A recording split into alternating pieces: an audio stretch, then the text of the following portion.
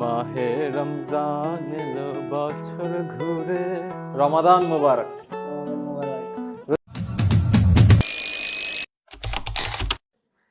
রাতে যে কেমনে শুয়ে শুয়ে ফোন টিপতে টিপতে হচ্ছে একদম অজ্ঞান হয়ে গেছিলাম, আর কিছু খেয়াল নেই, এক ঘুমে একদম কাবার। যাই হোক, এখন উঠবো। আজকে 12টায় টিউশন আছে, টিউশনে যেতে হবে। টিউশনে আসলে পরে আর যাওয়া হয় নাই, কারণ হচ্ছে স্টুডেন্টের ফোন দিয়েছে, স্টুডেন্ট ফোন ধরে নেই। তো বিকাল 5টায় একটা টাইম দেওয়া হচ্ছে, তখন যাবো আই গেস। তো এখন আগামীকালকে, আজকে থেকে হচ্ছে রোজা, মানে কি বলি, আজকে সেহরি খাবো আমরা, তো তারাবি আছে। তা হচ্ছে এখন বাজতেছে প্রায় 1টা। তো এখন হচ্ছে গোসল করব, গোসল করে জোহরের নামাজ পড়ো, নামাজ পড়ে আবার পড়তে বসে যাব। 5টায় যেহেতু টিউশনে যাইতেই হবে, তো পড়াটা আগে রাখতে হবে। কালকে আবার রোজা রেখে পরীক্ষা দিতে হবে, কালকে মিড পরীক্ষা আছে। ফাইনালের ডেটও আজকে দিয়ে দিছে। ফাইনাল হচ্ছে মার্চের 30 তারিখ। মেলা দেরি ভাই, এত দেরি কেন করতে হবে? দেখা যাক আই গেস কি হয়। তো এখন হচ্ছে গোসলের জন্য চলে যেতে হবে, টাইম নেই বেশি হাতে। দুপুরে খাইতে বসলাম, গোসল টোসল নামাজ টামাজ পড়ে। আজকে বোয়াল মাছের তরকারি আছে।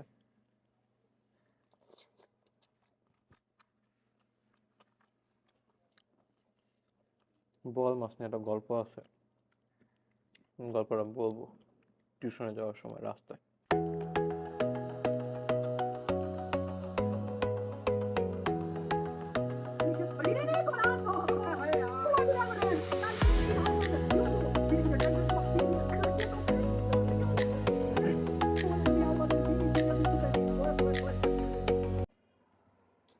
মাহে রমজান এলো বছর ঘুরে, মুমিন মুসলমানের দারে দারে। গানটা আমার খুব প্রিয়, এবং আজকে প্রথম সেহরি খাবো আমরা, তো গানটার কথাও খুব মনে পড়তেছে আমার। রমজানের প্রস্তুতি আসলে এবার ওইভাবে নেওয়া হয় নাই, কারণ বাড়ি থেকে এসে আমি একদমই সময় পাইনি। আমি গতকালকেই হচ্ছে বাড়ি থেকে আসছি। আমার সেলুনে যাওয়া দরকার ছিল, কিছু জিনিসপত্র কেনা দরকার ছিল, কিন্তু আমি কিনতে পারি নাই। দেখে আই গেস কয়েকদিনের ভিতরে কিনতে হবে। আমার তসবির ছড়াটা পাচ্ছি না, তো এটা তসবির ছড়া কেনা লাগবে। যাই হোক, সো বিষয় হচ্ছে যে টিউশন আমার 5টায়, এখন বাজছে 3টা 45। আগে আগে বের হয়ে গেলাম, বের হয়েছি একটাই মাত্র কারণ, সেটা হচ্ছে আমি চা খাবো। রমজান মাসে তো আর ওইভাবে চা খাওয়া হবে না, তাই হচ্ছে চা খাইতে হবে। এটা আমার রমজানে, 1 মাস তো আর চা খাবো না ওই দোকানে যেয়ে। এটা আমার লাস্ট চা খাওয়া এই মাসের।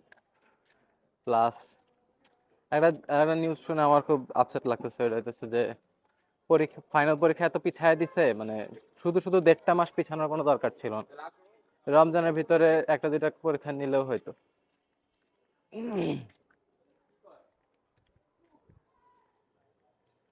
তাই এখন যাব হচ্ছে চায়ের দোকানে, মামার লগে ব্যান্টার করতে করতে হইতেছে, গল্প করতে করতে চা খাবো।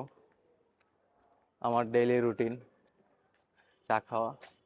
খাইতে খাইতে আপনাদেরকে বলছিলাম যে আমি হচ্ছে বোয়াল মাছের গল্প শোনাবো আপনাদেরকে। তো কিশোরগঞ্জের হোসেনপুরে আমাদের যে বাসা, সেই বাসার পিছনে হইতেছে বড় পুকুর ছিল আমাদের। প্রায় 14 শতাংশের পুকুর ছিল, অনেক বড় পুকুর ছিল ওইখানে। মানে পাশাপাশি হচ্ছে 3টা পুকুর ছিল, মাঝখানেরটা আমাদের, মানে দুই পাশে হচ্ছে আরো 2জনের পুকুর ছিল। তো বর্ষাকালে হয়তো কি, ওই 3 পুকুর মানে পার একদম, মানে বন্যা হয়ে 3 পুকুরে এক হয়ে যাইতো, মানে বোঝা যাইতো না যে মানে পাড়টা আসলে কোথায়, আসলে বোঝা যাইতো না আর কি। তো এরকম একবার বর্ষাকালে, তখন আমি কোন ক্লাসে পড়ি, 3 4-এ মনে হয় পড়ি। তো এরকম একবার হচ্ছে বর্ষাকালে হচ্ছে আপনার সকালবেলায় আমাদের পুকুরে হচ্ছে জাল ফেলা হয় আর কি। আমি ঘুমাইয়াছিলাম, তো জাল যখন তোলে, তখন আমার এক কাজিন আইসা আমার হচ্ছে দ্রুত ঘুম থেকে তোলে, ঘুম থেকে তুলে হচ্ছে ডাক দিয়ে নিয়ে যায় যেখান থেকে হচ্ছে মাছ ধরতেছে। তো রাস্তাটা পার হয়নি।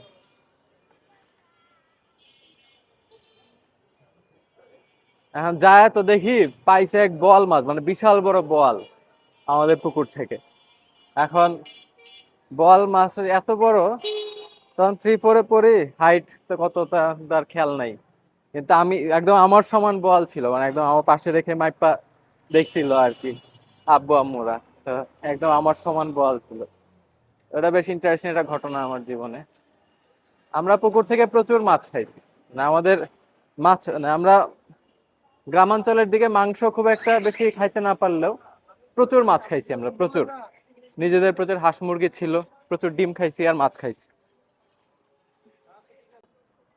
চলে আসি চা খাইতে, মাত্র রেডি করতেছি, যাই হানা দিব। আজকে 1 মাসের জন্য মাফ টাফ চায় বিদায় টিদায় নিয়ে নিব। বহুত গেঞ্জাম করছি এর লগে পুরা নির্বাচনী সময়টা। আজ যায় মনে হয়। আসসালামু আলাইকুম বড় ভাই, ভালো আছেন? কেমন আছেন বড় ভাই? রমাদান মুবারক। রমাদান মুবারক। ইতিমধ্যে একটা নতুন তথ্য আবিষ্কার করলাম, তথ্য পাইলাম আর কি, যে আমি জানতাম যে আজকে হচ্ছে আমরা সেহরি খাবো, কিন্তু চায়ের দোকানে এসে এই আলোকিত জ্ঞানী বান্দার কাছ থেকে জানতে পারলাম যে আজকে নাকি সেহরি খাওয়া হবে না। কেন? সৌদি আরবে নাকি আজকে রোজা হয় নাই, এই জন্য হচ্ছে আমাদের রোজা কালকে থেকে। আমি আপনাদেরকে এত এত কথা বললাম, যাই হোক। বিষয়টা হইতেছে যে রোজা, ঈদ, শবে বরাত, শবে মেরাজ সবগুলাই চাঁদ দেখার উপরে নির্ভরশীল হয়। কোন দেশে আছেন ওইটা মানে এত বেশি এফেক্ট করে না। আপনার আপনার দেশে যদি চাঁদ দেখা যায়, যেমন আজকে সন্ধ্যায় যদি চাঁদ দেখা যায়, তাহলে আজকে আমাদের সেহরি খাইতে হবে। আর যদি চাঁদ না না দেখা যায়, তাহলে হচ্ছে পরের দিন সেহরি, পরের দিন তো চাঁদ দেখাই যাবে, পরের দিন হচ্ছে আপনারা সেহরি খাবেন। যখনই চাঁদ দেখা যাবে তখন, এটা চাঁদের সাথে সম্পর্কিত। কোন দেশে রোজা হইলো কোন দেশে হইলো না, ওইটার সাথে কোনো সম্পর্ক নেই। গরিব আসছে, গরিবে হচ্ছে লেমনেড খাইতে চাইছে, তোর লাগে তো লেমন অর্ডার দিলাম, কারণ আমি একটু খায় দেখি কেমন লাগে আগে। ঠান্ডা, মজা আছে। লেমনের জিনিসটা ভালো, এবং অন্তরাত্মা ঠান্ডা করে দেয়। হ্যাঁ গরিব। স্টুডেন্টের বাসা থেকে বের হয়ে গেলাম। এখন এটা হচ্ছে আমার নতুন টিউশন অ্যাকচুয়ালি। এখানে আজকেই ফার্স্ট ক্লাস নিয়ে আসলাম। ডেমো ক্লাস ছিল, ক্লাস ভালো হয়েছে। স্টুডেন্ট স্টুডেন্ট একটু ডাল, এতদিন ঠিকঠাক পড়াশোনা করে নাই। এসএসসি স্টুডেন্ট, কমার্স ব্যাকগ্রাউন্ডে, শুধু জার্নাল ম্যাথ পড়াবো। দেখা যাক কত দূর কি টাইনা নিতে পারি। এই ধরনের স্টুডেন্ট পড়ানোর একটু রিস্ক আছে, বিকজ হাতে বেশি সময় নেই।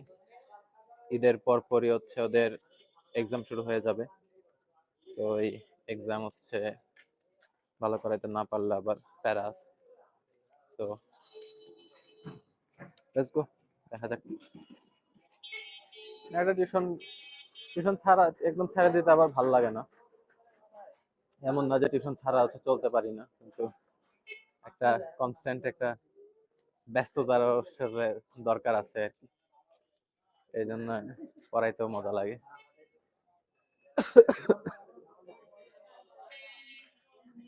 এখন হচ্ছে বাসায় যাব।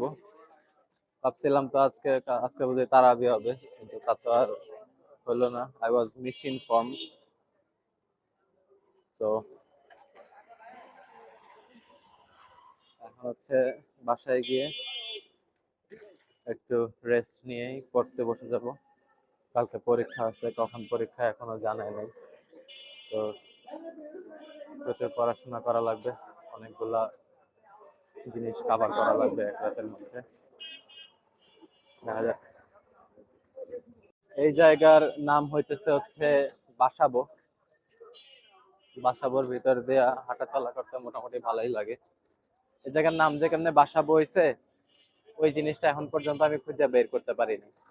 অনেক লোকাল মানুষকে জিজ্ঞেস করছি যে এই জায়গার নাম আসলে কেমনে বাসাবো হইছে, কিন্তু কেউই আসলে আমাকে ডিসেন্ট কোনো আনসার দিতে পারে নাই। এখন একটা স্লিপ অফ টাং এর ক্ষেত্রে হচ্ছে, স্লিপ অফ টাং দেওয়া হইতেছে এই নামটা বের হয়ে আসতে পারে, যেমন বাসার বউ, বাসাবো, এরকম হইলেও হইতে পারে, আই এম নট শিওর। এদিকে আশেপাশে তেমন কোনো মানে লোকাল কোনো লাইব্রেরিও নাই যে যা খুঁজে আপনি ইতিহাস টিতিহাস কিছু একটা খোঁজার চেষ্টা করবেন। বাংলাদেশে এরকম লাইব্রেরি গুলো আসলে সংখ্যায় অনেক কমে গেছে এখন।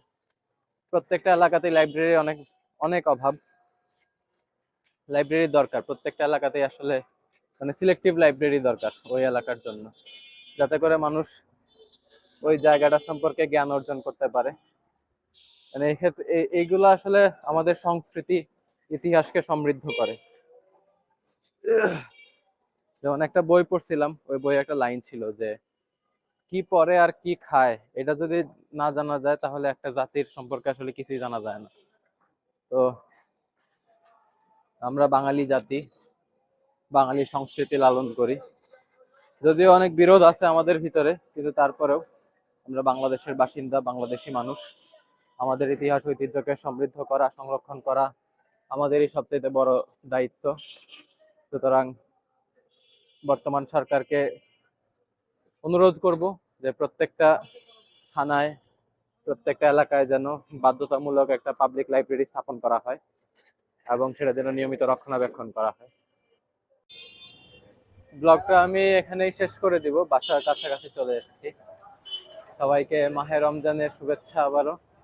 সবাই ভালোভাবে রোজা রাখবেন, সুস্থ থাকার চেষ্টা করবেন।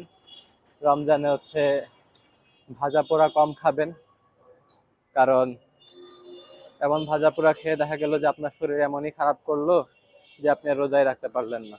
সুতরাং রমজান সংযমের মাস। রমজান মানে আল্লাহর কাছে ক্ষমা প্রার্থনা, নাজাত লাভের মাস।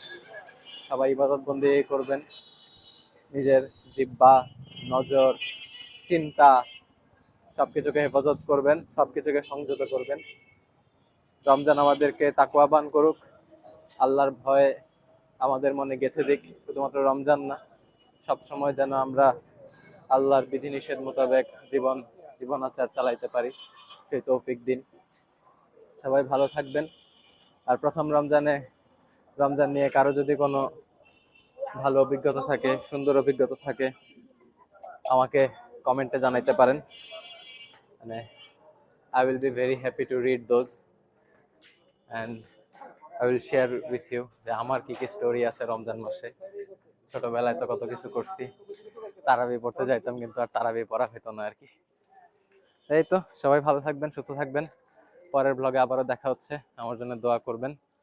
আর ভিডিওটা শেষ পর্যন্ত যারা দেখতেছেন একটু লাইক সাবস্ক্রাইব করে দিয়েন, মানে আল্লাহর দোহায় নিয়ে আর কি। এবং ভালো থাকবেন, ইনশাল্লাহ দেখা হচ্ছে। আল্লাহ হাফিজ।